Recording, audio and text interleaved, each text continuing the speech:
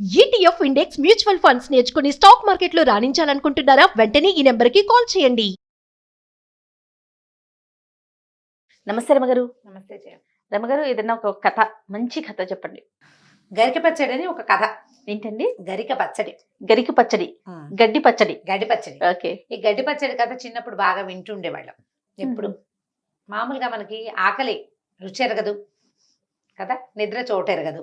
నిద్ర వచ్చేసింది అనుకో, మనకి మురిగ్గా ఉందా, అదిగా ఉందా, ఇదిగా ఉందా, ఏముండదు, నిద్రపోతాం అంతే. అవును. నిద్రకి మనం కావాలని పడుకోదలుచుకున్నప్పుడు మంచం పక్క పరుపు ఉందా లేదా, మెత్తగా లేదు, అవన్నీ వస్తాయి. నిద్ర ఒళ్ళు తెలియని నిద్ర వచ్చింది అనుకో, దానికి చోటక్కర్లా, ఎలా ఉన్నా సరే మెడ ఈ పక్కకు వాళ్ళు చేసిన మెడ పడిపోయినా సరే పడుకుంటాం. అవును. ఆకలి కూడా అంతే, రుచి ఎరగదు, ప్రాణం పోయేలాగా ఉంటుంది. ఆ సమయానికి ఏదో ఒక అన్నం పెడితే ఏది పెడితే అది, దాని మీదే ఒక కథ బాగుంటుంది. పూర్వం ఒక రాజుగారు ఉండేవారు. ఈ రాజుగారికి మహాభోజన ప్రియుడు ఆయన. రకరకాల వెరైటీస్ చేయించుకుని తింటూ ఉండేవాడు.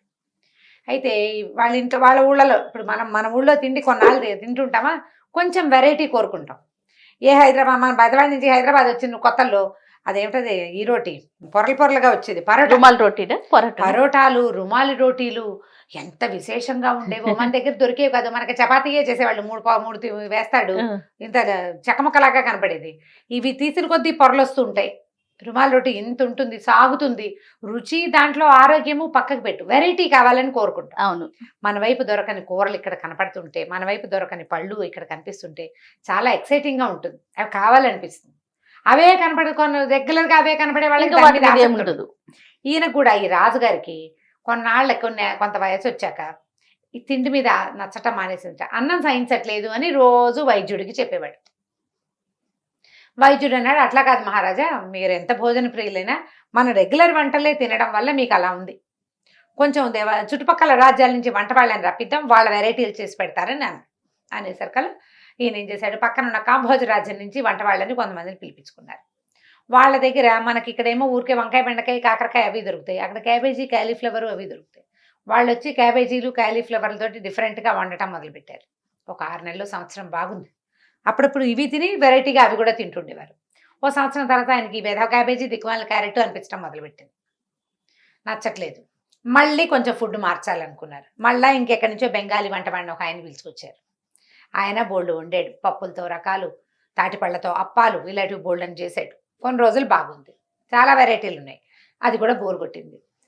ఫస్ట్ వెరైటీ కూడా బోర్ కొడుతోంది. మొదట్లో రోజు మనం ఎప్పుడు తినే వంకాయ కూర, బెండకాయ కూర కూడా విసుగ్గానే ఉంది. అక్కడి నుంచి ఏమైంది, వైద్యుడు అన్నాడు, వైద్యుడు ఆయన సలహాదారు అనమాట, భోజన సలహాదారు.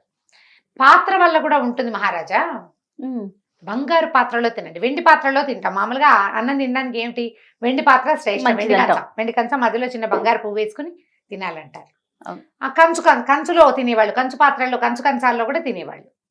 లేకపోతే ఏం చేస్తారు, అప్పట్లో ఉండే విస్తరాకుల్లో, తారిటాకుల్లో, ఏవో ఆకుల్లో తినేవాడు. రాజుగారికి ఆకుల్లో తినాల్సిన కర్మం ఏమిటి, లోహ పాత్రల్లో తింటాడు, వెండి కంచాల్లో తినేవాడు. బంగారు పువ్వు వేసి బంగారు కంచం చేయించి తినండి. బంగారు కంచంలో వేడి వేడి అన్నం పెట్టి కూరలు వేస్తే దాని రుచి అమోఘం, దానివల్ల మీకు ఎంతో బాగుంటుంది అన్నారు. ఇవన్నీ తీసి పారేశారు, వెండి కంచాలు, బంగారపు గ్లాసు, బంగారపు కప్పు, బంగారపు స్పూను, బంగారపు కంచం. కొన్నాళ్ళు చూశారు, ఏమీ నచ్చట్లేదు ఈయనకి, వంట నచ్చటం లేదు, వెరైటీ కావాలి. ఆకలి ఐటమ్ అనేసింది ఆయనకి. ఆకలి వేయట్లేదు.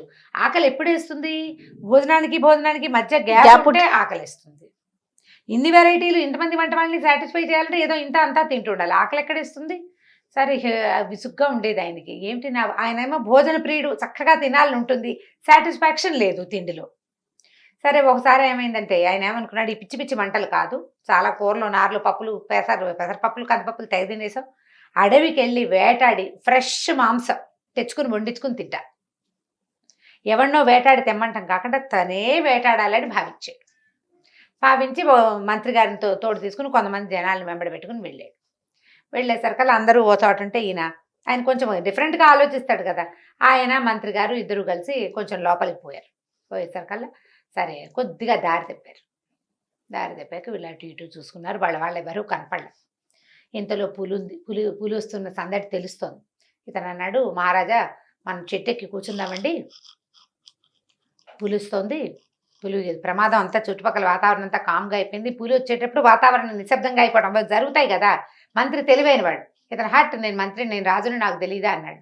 తీరా వీళ్ళు ఒక చెట్టు ఎక్కుతూ ఉండగానే చిరత పులి కనపడింది. ఓహో. దాంతో భయం వేసేసింది రాజుకి. భయం వేసి చెట్టు ఎక్కకుండా దిగి పరిగెత్తడం మొదలుపెట్టాడు. గుర్రం ఉంది, గుర్రం ఎక్కచ్చు. ఆ కంగారులో ఆయనకి తెలియలే, ఆలోచన రాల. ఆయన పరిగెత్తాడు. ఈ మంత్రి మరి రాజును రక్షించుకోవద్దు, మంత్రి కూడా యథాశక్తి పరిగెత్తాడు. ఆ చిరతపులి వీళ్ళ కోసం రాలని, దానికి అదేదో లేడో దిప్పో దేన్నో వేటాడడానికి వచ్చింది. అవి దాక్కున్నాయి, వాటిని మాటేసి వేటాడడానికి వచ్చింది. కానీ వెనకాల చిరతపులి వస్తోందన్న భయంతో రాజు దిక్కుతోచకుండా పరిగెత్తేశాడు. అతని వెనకాలే ఈ మంత్రి కూడా పరిగెత్తాడు. పరిగెత్తి పరిగెత్తి పరిగెత్తి కాళ్ళు పీకులు వచ్చేదాకా పరిగెడితే ఒక చిన్న పల్లెటూరు లాంటిది ఏదో కనపడింది. అడవుల్లో ఏముంటాయి, ఒక 20-30 గుడిసెలుండి చుట్టూతా ఒక చిన్న కంచుండి క్రూర మృగాలు రాకుండా మధ్యలో నెగ్గళ్ళు వేసుకుని అలా ఉంటారు. మరి నెగ్గడు ఉంచుకుంటారు. ఆ మంట ఉంటే జంతువుల దగ్గరికి రాకుండా ఉంటాయి. ఉన్నాయి ఒక 40 కుటుంబాలు 30 కుటుంబాల దాకా. అందులోకి వెళ్ళిపోయారు. వెళ్ళేసరికల్లా రాజుగారికి ప్రాణం కడబట్టిపోతోంది. ఈ మధ్య ఆకలేయటం మానేసింది కదా. ఈ పరిగెత్తటము, ఈ కంగారు, పొద్దునెప్పుడో తిన్న భోజనము, చెట్లెక్కటాలు పొట్లెక్కటాలు, ఒళ్ళుపై తెలియకుండా పరిగెత్తాలు, ముళ్ళు గిళ్ళు కొమలు రాసుకుని ఒళ్ళంతా చీరిపోయినాయి కాళ్ళు చేతులు. ఆకలి ప్రాణం పోతుంది ఆయన. పైగా వేళకి 2 గంటలకి ఆహారం తినేవాడికి 6-7 గంటలు అయితే చచ్చిపోరు ఆకలికి. ఆయనకి ప్రాణం పోతుంది. సరే ఈయన ఏం చేశాడు మంత్రి, ఆ ఒక ఇంటి వాకిట్లో కూర్చొని, బాబు రాజుగారు, మన దేశపు రాజు, ఏదైనా ఆహారం ఉంటే పెడతారా అని అడిగాడు. ఏర్పాటు చేశాడు. భోజనం ఏర్పాటు మరి మంత్రి గారు చూసుకోవాలి. నాకు కూడా ఆకలిస్తుందని మంత్రి గారు మూల కూర్చుంటే కుదరదు కదా. అంతేగా. సరే ఆ ఇంట అతను ఏమన్నాడు, బీద పాత ఇల్లు అది. ఇప్పుడు ఈ వాళ్ళు అడవుల్లో ఉండే ఇల్లు, హర్మ్యాలు అవి ఉండవు కదా. సరే అతను ఏం చేశాడు, ఓ ఆకేసి అంత అన్నము ఏదో అంత పప్పు లాంటిది ఓ పదార్థము పక్కన ముంతలో కాస్తంత మజ్జిగ పెట్టాడు. రాజుగారు రావురమంటూ తినేసేసాడు. మామూలుగా కాదు, పెట్టిన అన్నమంతా తినిపారేసాడు. తినేసి అమ్మయ్య అనుకుని, ఎంత బాగుంది, అమృతంలాగా ఉంది ఆహారం. ఇదేమన్నాం, ఎలా చేశారు, దీంట్లో ఏం ఆహార పదార్థాలు వాడారు, నాకు అన్నం పెట్టావే అదేమిటి ఆ ఆకు వాసన ఎంత బాగుందో, ఎంతో బాగుంది. ఆ ముంతలో ఏదో ఇచ్చే పదార్థం అది మరీ రుచిగా ఉంది. అదేం లోహంతో తయారైన పాత్ర, దేంట్లో వండారు మీరు ఇలా వంటకి, ఈ వంట వండిన పాత్రని బట్టి రుచి కదా, ఆయనకు అదే తెలుసు. అనేసరికల్లా ఆ గ్రామీణుడు ఆ అడవిలో ఉండే ఆటవిక జాతికి చెందిన వాడు అన్నాడు, ఏముంది నాయన, వెదురు బియ్యం మీకు పెట్టినవి, తర్వాత ఈ చేసింది తోటకూర, అంతే. మరి అంతకంటే ఏముంది, ఈ ముంతలో ఉన్నది మజ్జిగ, మట్టి కుండ, అది వండుకున్నది మేము. ఈ పాత్రలు, ఈ వంటంతా ఎందులో వండాము, మాకేముంటాయి లోహాలు, మట్టి పాత్రల్లో వండుకుంటాం, మట్టి పాత్రలోనే అన్నం వండుకున్నాము. ఏం చేశాడు, ఈ మజ్జిగ ముంతలో అంత గంజి పోసి అందులో కాస్త మజ్జిగ పోసి అక్కడ పెట్టారు. అన్నపు రుచి ఆకలి వల్ల తెలుస్తుంది. మీకు వేసిన ఆకు విస్తరాకు, అంత ఏం లేదు, ఈ అడవిలో అన్ని విస్తరాకుల చెట్లు ఉన్నాయి.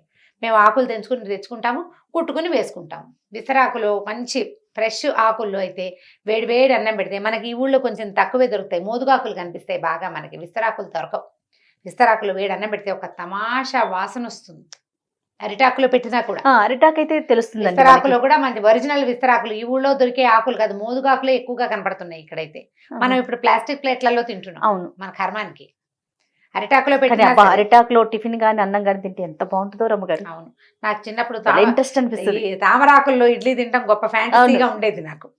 ఈ మధ్యకాలంలో చూడలేదు, ఇప్పుడు లేవు. మేము అప్పుడు కూడా చాలా తక్కువ తినేవాళ్ళం, బయట తినే రోజులు కావు కదా అవి. ఎక్కడో ఒక ఊరు వెళ్ళినప్పుడు తెలుసుకున్నాను నేను తామరాకు మీద, అదిపో అది వాళ్ళ గొప్పగా ఉండదు. అసలు తామరాకులో తింటాం అనేదే గొప్ప విషయం అనమాట. ఓసారో 2 సార్లు తినుంటాను, అది ఇంకా బుర్రలో ఉంది నాకు. రాజు ఆశ్చర్యపోయాడు, అంతేనా, ఇందులో ఏం లేదా, మరి నాకు ఇలా ఎందుకు అనిపిస్తుంది, నాకు ఎంతో అమృత తుల్యంగా ఉంది, కడుపు నిండిపోయింది, హాయిగా ఉంది, ఇలాంటి ఆహారమే రోజు కావాలనిపిస్తుంది. అంటే మంత్రి ఏం చెప్పాడంటే, మీకు ప్రధానంగా వేసింది ఆకలి ప్రభు, ఆకలికి రుచి ఎరగదు, మీకు ఆకలేసే అవకాశమే లేదు మన ఊళ్ళో. ఆకలేయటానికి మీకు శారీరక శ్రమ లేదు, ఎంతసేపు సాయంత్రం ఏం వండించుకు తిందామా, మధ్యాహ్నం ఏం వెరైటీ వంటకం తిందామా అన్న ఊహే చేస్తున్నారు. ఈ తిండి గోలలో పడి మీరు రాజ్యాన్ని కూడా పట్టించుకోవాలి. ఇప్పుడు చూడండి, ప్రాణాలు కాపాడుకోవడానికి ఎంత పరిగెత్తారు. దొరికిన పట్టెడన్నం అమృతంలాగా కనపడింది. నిజానికి మన ఊళ్ళో సైనికులు వాళ్ళు కూడా, పేదవాళ్ళు కూడా ఈ ఆహారం తినరు, ఇంకా మంచి ఆహారం తింటారు వాళ్ళు. ఈ అడవిలో ఈ ప్రాణాలు పోయే సమయంలో దొరికిన ఆహారమే అమృత తుల్యంగా ఉంది. వెంటనే తింటే అన్నపు విలువ ఉండదు, తక్కువ ఉంటుంది. మాడి ఉంటే ఒక మెతుకు కూడా వృధాగా పోనివ్వరు. మార్చాలి. పిల్లల కోసం అన్నాలు కలిపి పారేస్తూ ఉంటాం, అవునండి. బాక్సుల్లో పారేస్తూ ఉంటారు. అన్నం పెట్టకుండా అంటే పిల్లల్ని మార్చాలని అడక్కు నువ్వు. టైం ఉండాలి, గ్యాప్ ఇవ్వాలి. గ్యాప్ ఇవ్వాలి. అప్పుడు ఆకలేస్తుంది, శుభ్రంగా కడుపు నిండా తింటారు. మధ్య మధ్యలో చిన్న చిన్న మంచింగ్ స్నాకింగ్ వేస్తూ ఉంటే అన్నాలు తినరు. కానీ ఒకవేళకి తినాల్సిన హెవీ మీల్ తినరు కదా. దాంతో రాజుగారు తెలుసుకున్నాడు. తెలుసుకుని మంత్రి గారు మనం వెళ్ళిపోదాం ఇంటికి అన్నాడు. కొంచెం చీకటి పడిపోయింది, రాత్రికి అక్కడ పడుకున్నారు. మర్నాడు పొద్దున కూడా వాళ్ళు చక్కగా ఓ చెంబు నిండా ఇచ్చిన గంజి తాగి సంతోషంగా, ఈ లోపల ఏమైంది, సైనికులు రాజుగారు మంత్రి గారు తప్పిపోయారని వెతుక్కుంటూ ఈ పల్లె దగ్గరికి వస్తే వాళ్ళు తీసుకొచ్చిన గుర్రాలను పట్టుకుని వెళ్ళారు. వీళ్ళు ఊరు వెళ్ళిపోయారు. ఆ తర్వాత నుంచి రాజుగారు ఎక్సర్సైజ్ మొదలు పెట్టుకున్నాడు. అది ఎలా చేయాలి, రాజులు గుర్రం వేసుకుని మొత్తం అంతా తిరిగి మొత్తం ఊరంతా ఎక్కడెక్కడ ఏం అవసరమైన సైనికులు ఎలా ఏర్పాట్లు చేసుకుంటున్నారు, యుద్ధం ప్రాక్టీస్ చేస్తున్నారు. అంటే వాళ్ళు యుద్ధ విద్యలు ప్రాక్టీస్ చేయాలి కదా, సైనికులు కొట్టిగా జీతాలు ఇవ్వరు, వాళ్ళు అవన్నీ ప్రాక్టీస్ లో ఉండాలి. ఎక్కడెక్కడ ఏర్పాట్లు ఎలా ఉన్నాయి అవన్నీ తెలుసుకోవడానికి గుర్రం వేసుకుని బాగా తిరిగి పనిచేసి తిరిగితే ఏముంది అలసిపోడు. అప్పుడు వచ్చి ఇంటికి వచ్చి అన్నం తిని అట్లా చేసి మెల్లిగా ఆహారపు రుచిని విలువని తెలుసుకున్నాడు. కథ కంచికి మనం ఇంటికి. సూపర్, మంచి స్టోరీ. నమస్తే. నమస్తే జయ. ఈ వీడియో కనుక మీకు నచ్చినట్లయితే లైక్ చేయండి, షేర్ చేయండి. మరిన్ని వీడియోస్ కోసం మా ఛానల్ని సబ్స్క్రైబ్ చేసుకోండి.